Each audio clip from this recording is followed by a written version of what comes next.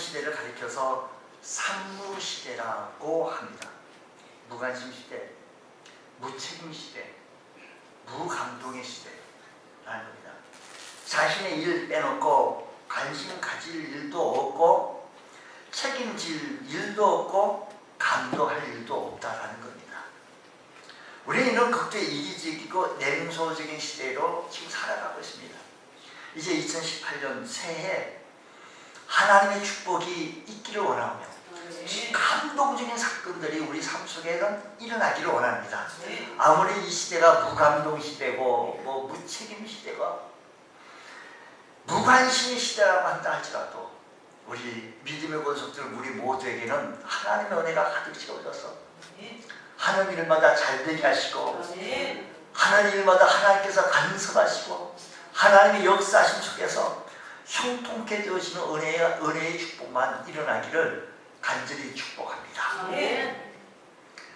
오늘 본문 속에 나타나시고 있는 한 인물이 나오는데 이 인물은 하나님을 감동시켰습니다. 솔로몬입니다. 솔로몬은 하나님의 생각, 하나님의 기대를 뛰어넘어가지고 행동으로 하나님을 감동시켰다는 것입니다. 성경에 보게 되시면 다윗이라고 하는 인물이 있는데 이 다윗은 저 거인 골리앗을 물맷돌로 싸워가지고 그때부터 정치 입문해서 그때부터 천천히요 만만히요 다윗은 강한 군사력으로 이렇게 전진해 나갔던 모습을 봅니다. 나라를 강한 군사력으로 치리하며 나갔던 것이죠. 두 번째, 그의 아들 솔로몬은 하나님께 지혜를 달아가지고 지혜의 명판결, 다윗은 골리앗 앞에서 섰던 모습을 바라보고 있고 솔로몬은 하나님 앞에 지혜를 구하여서 어느 두 산모가 있게 되었는데 아이가 우리 아이, 이것이 우리 아이다, 이것이 네 아이다, 내 아이다, 서로 이런 상황 속에서 모성애를 자극시키면서 명판결을 했던 사건을 통해서 지혜가 돈독하게 나와서 나라를 지혜롭게 잘 치리했다라는 것입니다. 이렇게 했던 것이 그날 밤에 하나님께서 솔로몬에게 나타나 그에게 이르시되 내가 내게 무엇을 줄까? 라고 물었습니다.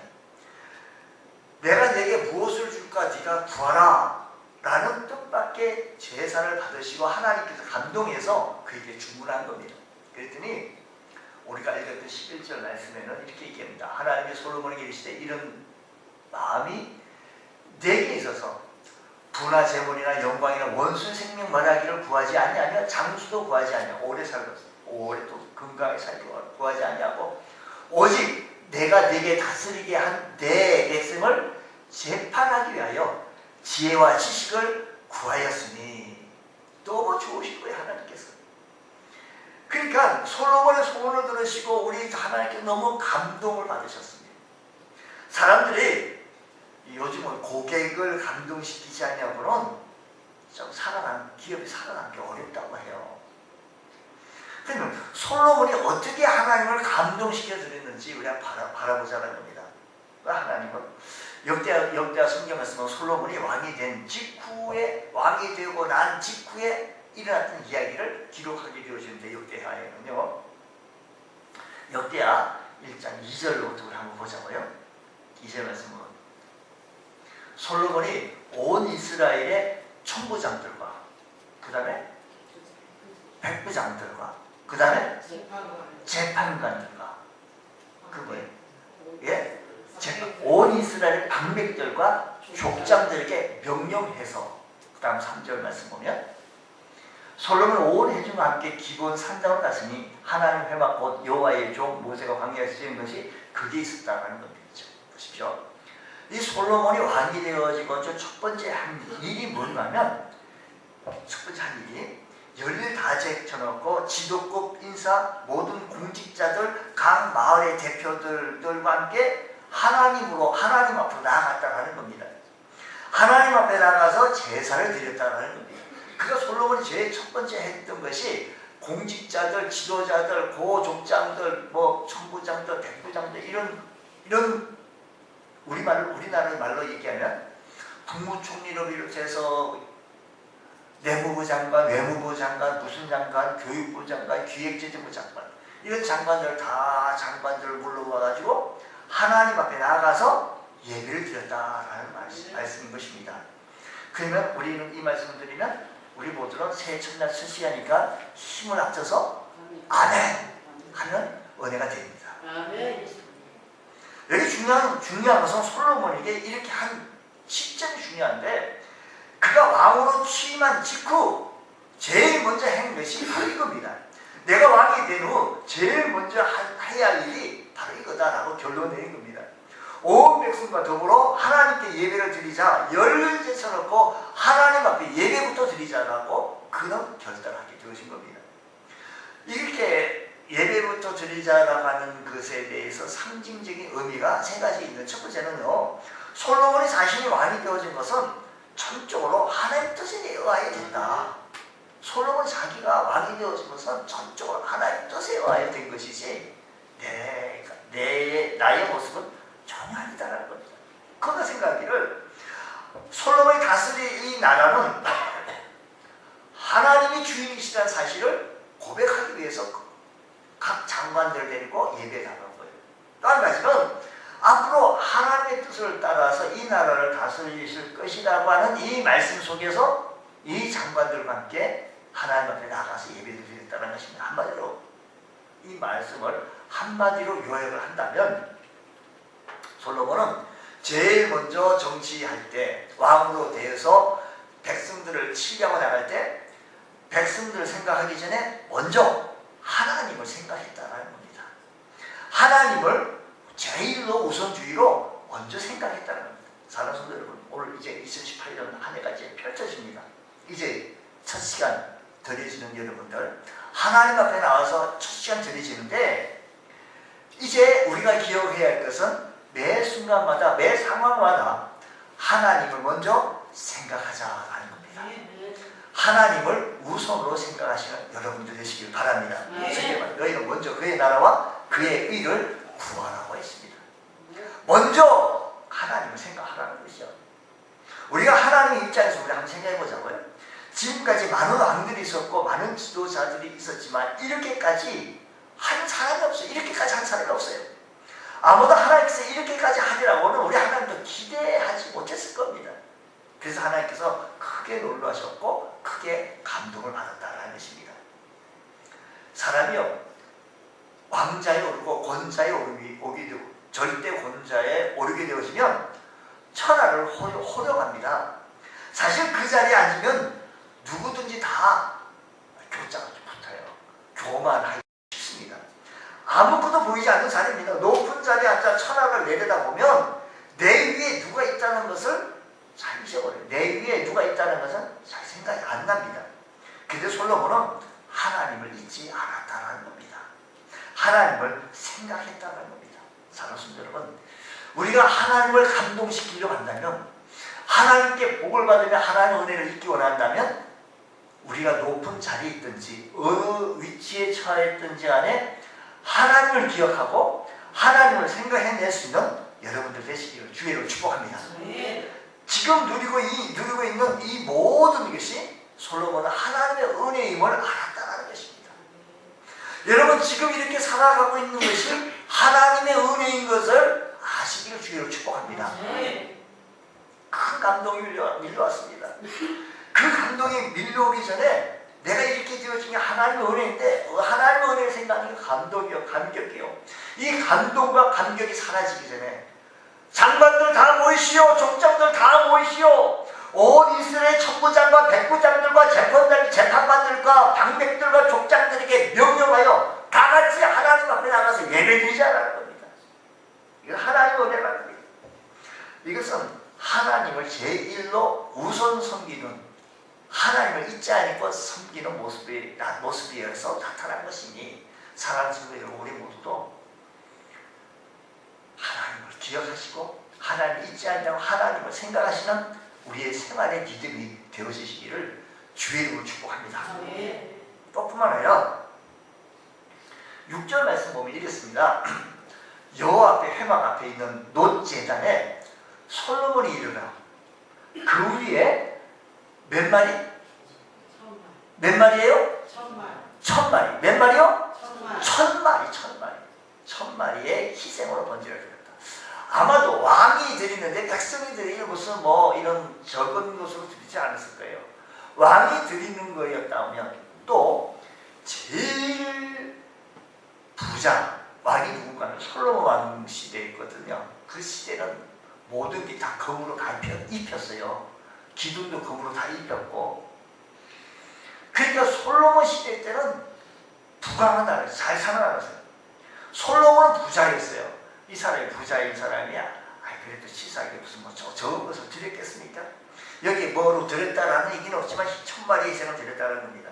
여기 보면 희생 제물을 1000마리 제사를 드렸다는 것인데, 다시 말해서 이 말은 번제 제사를 드렸는데 1000마리의 희생 제물로 하나님께 번제를 드렸다. 근데 이 번제라는 것은 아무 데서나 드릴 수 있는 것이 아닙니다. 이 성경에 있는 대로 일부러 부사렐이 지은 노단에 있는 기본 3단까지 가야 했고, 부사렐 제단의 길이는 2.3m, 넓이는 2.3m, 그리고 높이도 1.4m 크기로 청동으로 만들어졌다라고 얘기해요. 그리고 솔로몬이 왕으로 제사를 드렸기 때문에 적어도 제물은 소였을 것이라고 학자들은 이렇게 얘기를 합니다. 왕이 제사 드리면서 가난한 사람이 드리는 비둘기로 제사를 드릴 리는 만무했을 것이라는 거죠. 번제라는 것은 짐승을 태워가지고, 각을 두고 태워가지고 번제 제사내에서 올려드리는 것인데, 한 번에 소 한 마리 정도 밖에 태울 수밖에 없고, 그 제단이 소 한 마리밖에 태울 수밖에 없는 그런 사이즈고, 번제 성격상 한 번에 제물 하나씩 태우도록 되어져 있는 겁니다. 그러면 한 번에 소 한 마리를 태우는 시간이 얼마나 걸렸을까? 소 한 마리 태우는데 1시간을 뭐 너무 길까요? 소 한 마리 태우는데 1시간. 그럼 좀 반으로 좀 줄여볼게요. 30분. 30분만 쳐도 한 50마리 이상은 뭐 어려울 거예요. 그렇지 않게 계산상으로. 이렇게 계산해보면 1000마리는 적어도 한 달 정도 내내 주야로 태워서, 하루 24시간을 주야로 태워서, 정확지 않지만은 아마 한 달 정도로 걸리지 않았을까. 결국 왕과 백성들을 대표하는 나라 주요 인물들, 천부장과 백부장과 방백들과 이런 재판관들이, 모든 사람들이, 주요 인물들이 약 한 달 가까이 모든 일을 제쳐놓고 이 제사에만 매달렸다라는 것을 알 수가 있습니다. 원래 한 번의 인생 제사는 한 마리만 족하는데 솔로몬은 1000마리를 드렸다는 겁니다. 이 무슨 말입니까? 아무리 왕이지만 참 쉽지는 않습니다. 아무리 그가 부자라도 그렇게 할 수 있는 일은 참 아니었을 것이라는 겁니다.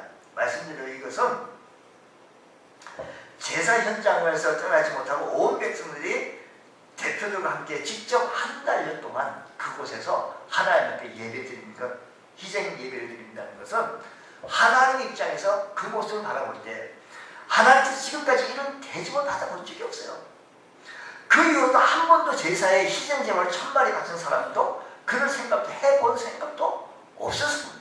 그런 생각을 가져본 사람도 없을 것이고, 지금까지도 그런 사람도 없을 것이고, 그 후도 없었을 것입니다. 그리고 그 많은 소를 잡아 각을 두고 태워서 드리려고 한다면 시간도 많이 걸리고 얼마나 힘들었겠습니까? 그 이전에 그렇게 많은 소를 희생 제물로 드리는 리가 아무도 없었다고 하는 것이지요. 그런 생각조차도 한 사람도 아무도 없었습니다. 그럼에도 불구하고 솔로몬이 남다른 제사를 드리게 되어진 것은 무엇인가 하면, 솔로몬은 자신이 드릴 수 있는 일에 최선을 다하여 힘껏 드리고 싶었다라는 겁니다. 사랑하는 성도 여러분, 우리가 하나님 앞에 드려질 때 내가 최선을 다하여 힘껏 드려주고 싶은 이 마음이 우리에게도 일어나길 원합니다. 남이 하는 만큼 적당히 흉내내는 예배, 이게 아니에요. 최선을 다해서 힘껏 드려주고 싶은 이 마음, 우리 예배가 우리 하나님 앞에 드리실 때 이 하나님을 감동시키는 우리 올 한 해가 되어지길 원하는데요. 2018년도에는 하나님을 감동시키려고 한다면 남이 하는 만큼 적당히 흉내내는 정도를 갖고는 감동이 좀 없을 겁니다. 내가 드릴 수 있는 환경에서 최선을 다하여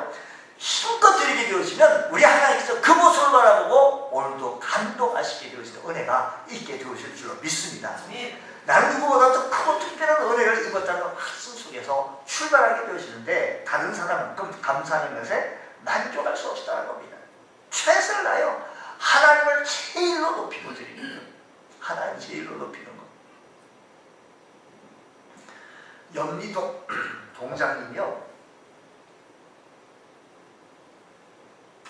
원래는 청년 때는 침례교에 다녀 출석했는데 결혼 이후도 이런 환경하게 지금 일산에 있는 큰 교회에 다닙니다. 그가 제가 만나서 얘기가 결혼 딱 해가지고 신혼여행 갈 걸 가지고 그걸 가지고 교회에 그 난로, 온풍기 난로를 하나님 앞에 기증하고 자기는 신혼여행을 코스 바꿔서 이렇게 갔다 이런 얘기예요. 그런 하는 얘기가 그때 그 당시에 청년 시대에 최선을 다하여 하나님을 제일 높이고 싶다는 우리 가정을 축복해 주시는 하나님, 이렇게 새로운 출발하는 가정을 출발하시는 하나님 제일 높이고 싶었다는 거예요. 그 아들이 복을 받아가지고 또 의사가 되어졌다는 이 얘기까지 또 연결하더라고요. 여러분, 우리의 삶 속에서 하나님을 최선을 다하 높이고 최고 높이는 힘을 다하여 힘껏 주로 섬기는 모습이 우리 삶 속에서 좀 나타내 보이는 것, 이것이 우리의 모습에서 나타나시길 원합니다. 요한복음 12장에는 베다니의 마리아가 예수님 발에 향유를 부은 사건이 기록이 되어져 있습니다. 마리아는 생각하고 또 생각했을 것이에요. 나는 무엇으로 감사할까? 그리고 이 여인은 고이 간직해온 옥합을 가지고 주님 앞에 와가지고 중요한 최선을 힘껏 드리는 심정으로 자기에게 있어서 소중한 자산인 이 옥합을, 이 향유의 가치는요, 성경에 가는 300데나리온이라고 해요. 이것을 깨서 예수님 발에 붓는 거죠. 이 모습을 본 사람들이 신랄합니다. 낭비라고요. 그 당시 노동자의 하루 품삯 일당이 1데나리온이라고 한다면 이 마리아는 300데나리온이라고 하면 그 1년 연봉을 하나님 앞에 드린 거죠. 그렇다면 그 가치는 그의 1년 봉급의 연봉이 하게 되어지는 것인데 망설이지 아니하고 옥합을 깨어 예수님 머리부터 향유를 부었습니다. 그것이 그녀의 할 수 있는 헌신이었고 최선을 다하여 힘껏 주님 앞에 드렸던 헌신인 겁니다. 어떤 사람들 그것을 어리석은 허비라고 얘기를 합니다만 예수님의 견해는 달랐습니다. 너희가 어찌하여 그를 괴롭게 하느냐? 그가 내게 좋은 일을 했다라고 예수님께서 칭찬하신 것입니다. 사람들의 눈에는 어리석은 허비요, 사람들의 눈에는 어리석은 지나친 헌금이라고 얘기하는지 모릅니다. 그러나 예수님의 눈에는 아름다운 사랑의 예배였다는 것입니다. 사랑하는 성도 여러분, 우리가 하나님 앞에 예배를 드릴 때 최선을 다하여 힘껏 마음을 다하여 뜻을 다하여 주님 앞에 정성으로 드리실 때 우리 예배를 받아주시고 그 예배를 통해 우리 하나님께서 은혜 주시고 축복하여 주실 줄로 믿습니다. 우리 하나님께서는 이것이 우리 하나님께서 감동을 받아주시고 하나님 제일로 나갈 때 우리 하나님께서 우리에게 은혜를 다하여 주시는 귀한 은혜가 있기를 원합니다. 여보세요, 사람도요 나를 알아주는 사람에게 충성하거든요. 우리가 하나님을 알아주고 하나님 앞에 나아가는 것은 가장 소중한 겁니다. 중국 고사에 선비는 자기를 알아주는 사람을 위해 죽는다라는 말이 있습니다. 진나라에 여양이라고 하는 사람이 있었습니다. 여양은 처음에 범과 주님을 충신으로 섬겼는데 크게 쓰임 받지 못했고 나중에 지백이라는 사람을 섬기게 되어져서 지백이 그를 여양이라는 사람을 높이 들어 세워가지고 쓰게 되어집니다. 근데 그 당시에는요 진나라의 중심 사이에 세력 다툼이 치열하여 서로 죽고 죽이는 일이 비일비재했습니다. 주군을 잃은 여왕은 산속에 들어가서 선비는 자기를 알아주는 사람을 위하여 죽고 여자는 자기를 좋아하는 사람을 위해 몸을 치장한다. 내 반드시 주군의 원수를 갚아야 말겠다라고 하며 복수를 다짐합니다. 이 이야기 잠깐 들어보십시오. 여양은 이름을 바꾸고 조양자에게 궁전 들어가가지고 화장실 벽을 칠하면서 복수할 기회를 찾습니다. 그러던 어느 날 조양자가 병소에 들어갔는데 갑자기 이상한 기운이 들어 벽을 칠하고 있던 일꾼을 잡고 보니 여양이었습니다. 게다가 여양은 비수를 감추고 있었기에 엉중히 문초에 붙더니 죽은 주군의 지백의 원수를 갚으려고 그게 들어온 거예요. 그러자 조양자의 부하들은 저 여양을 목을 쳐야 합니다 라고 얘기했는데 조양자는 이렇게 제지합니다. 이 사람은 의로운 사람이 있어요. 나만 조심하면 되지 않냐? 지백은 이젠 지백이라는 사람은 죽고 자손도 없는데 부하가 주군의 원수를 갚으려고 했는데 이건 얼마나 장한 일인가 하고 살려주고 내보냅니다. 이 일화를 통해서 온 백성들이 야, 조약자라는 사람 참 훌륭한 사람이다, 정말 칭찬한 사람이라고 너그러운 사람이라고 한 겁니다. 한 번 죽음을 면한 이 여양도 그렇게 되었으면 끝내야 되는데 어수룩한 사람이 아닌지라 이번에는 몸에다가 옷칠을 하고 그리고 문둥이처럼 보이겠습니다. 그리고 게다가 머리를 자르고 눈썹을 밀고 다른 사람처럼 변장하고 또 숫이라는 것을 먹고 목소리까지 다른 목소리를 내고 이 조향자를 죽이려고 다리 밑에 있어 숨게 있게 되어졌는데 이 조향자가 하는 외출을 하여 나가는 과정 속에서 다리에 접근하자 말이 막 뛰는 거예요. 이 조향자 다리를 그늘을 하자마자 말이 놀라 뛰는 걸 보고 이상한 기운이 들어 여기 이 모습을 좀 조사해보라 라고 부활을 시켜 죽이는 수색했더니 다리 밑에서 여양이라는 자를 발견하게 되었습니다. 아무리 누구는 조향자가 할지라도 참지 못하고 여양을 붙였습니다. 왜? 얘가 너를 한 번 살려줬는데 그렇게 얘기했으면 됐지 왜 또 여기까지 왔느냐고 얘기합니다. 그는 얘기합니다.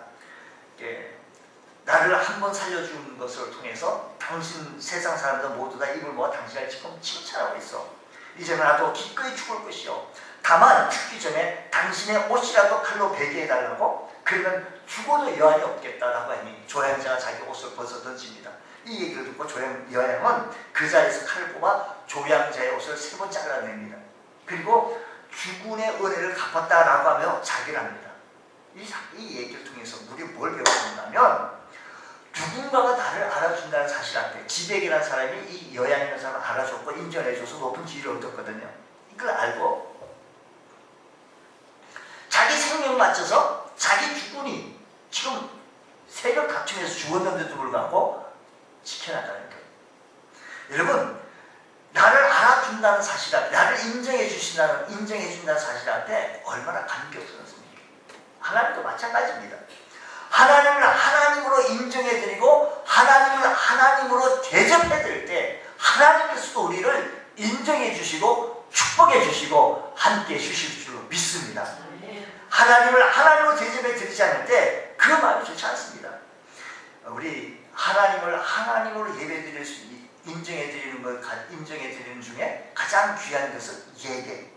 하나님 제일줄로 최고로 대접해 드리는 것이 지금 살아있는 예배를 통해서 하나님 제일입니다. 하나님 최선을 다해 힘껏 섬기겠습니다. 이것이 오늘 우리들 삶의 현장에서 나타날 때 우리 하나님께서 우리들에게 은혜를 하여 주시고 힘껏 섬기는 우리들에게 축복을 함께 주실 줄 믿습니다. 또 뿐만 아니라 오늘 하나님께서 크게 감동하셔서 솔로몬에게 은혜 주시고 축복해 주셨던 것은 그는 하나님 감동시켰던 모습을 보십시오. 한번 10절 말씀 다시 한번 보시겠습니다. 주는 이제 내게 지혜와 지식을 주사 이 백성 앞에서 출입하게 하옵소서. 이렇게 많은 주의 백성을 누가 능히 재판하겠습니까? 이게 보세요. 이분은 솔로몬은 부나 재물이나 존영의 원수 생명 뭐라기 장수 등을 구하지 아니하고 전해적밖에 하나님께서 내게 맡겨주신 것 잘 감당하려고 지혜를 달라는 겁니다. 그 이유가 뭔가 하면 하나님 앞에 바로 잘 쓰임 받기를 원하겠다라는 겁니다. 여러분 오늘 우리들의 삶에서 하나님 중심으로 살아가게 되실 때 하나님께서 우리들의 삶을 책임져 주실 줄 믿습니다. 이런 은혜가 우리 모두에게 있게 해주셔서 2018년도에도 하나님을 감동시키며 하나님을 영화롭게 해드릴 수 있는 복된 성도 다 되시기를 주의 이름으로 축원합니다. 기도하겠습니다. 하나님 아버지 감사합니다. 바울처럼 살아도 주님을 위하여 죽어도 주를 위하여 고백하며 하나님을 감동시켜드리기에 부족함이 없는 올 한 해가 되어지기 원합니다. 이 마지막 시대에 하나님 앞에 쓰임받기 원하오니 성령이여 역사하여 주시옵소서. 믿사하며 예수님 이름으로 기도드리옵나이다. 아멘.